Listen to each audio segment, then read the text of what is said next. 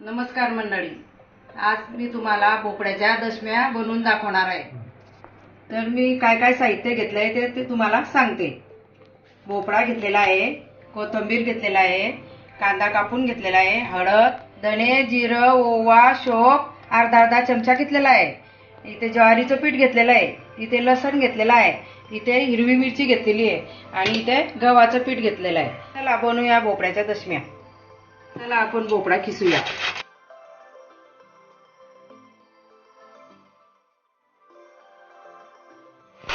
तर इथे आपला भोपळा खिसून झालेला आहे। लसण आणि हिरवी मिरची आपल्याला बारीक करून घ्यायची आहे। तर आपण हे जाडसर करून घेतलेला आहे, तर आपण त्यात घालूया। त्यात कांदा घालूया, हे जिरं पावडर ते मिक्स केलेलं ते घालूया, हळद घालूया, ज्वारीचं पीठ घालूया, गव्हाचं पीठ घालूया,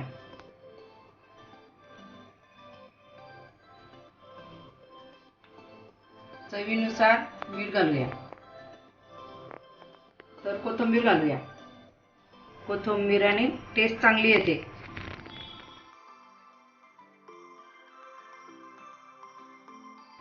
भोपळ्यात आधी चांगलं मळून घ्यायचं, जेवढं पाणी लागलं तेवढं नंतर घालूया।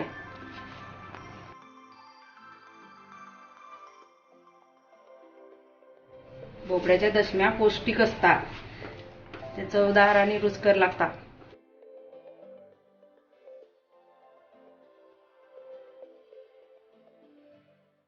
थोडंसं तेल घालून चांगलं मळून घेऊया।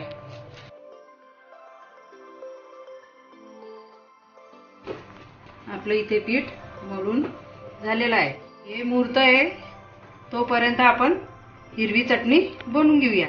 इथे आपण चटणीसाठी शेंगदाणे घेतलेले आहे, लसण घेतलेला आहे थोडासा, आणि इथे तिखट मिरची हिरवी आणि आपली गावरानी मिरची घेतलेली आहे चवीनुसार, आणि कोथिंबीर घेतलेला आहे। तर आपण आता शेंगदाणे भाजून घेऊया।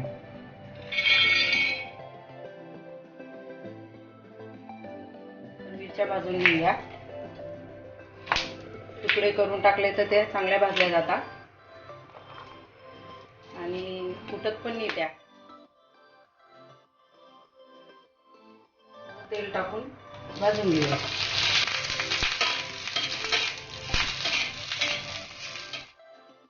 थोड्या थंड झाल्या की आपण मिक्सर मध्ये वाटून घेऊया। चवीनुसार मीठ घालूया,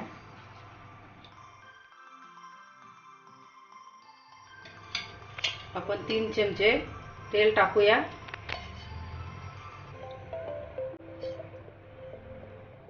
1 चमचा मोहरी, 1 चमचा जिरं,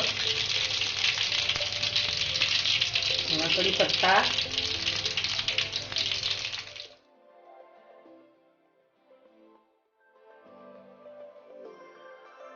थोडंसं पाणी घालूया, चटणी छान होते। तर आपली चटणी 2 मिनिटात तयार।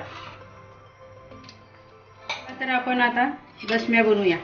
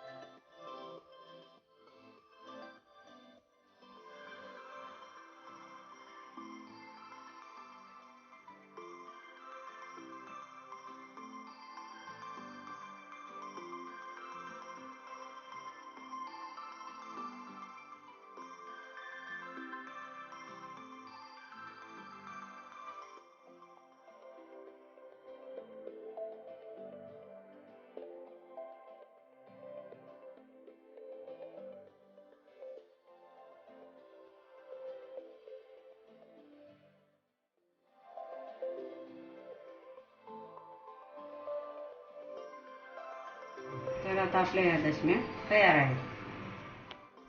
कशी वाटली रेसिपी कमेंट करून कळवा.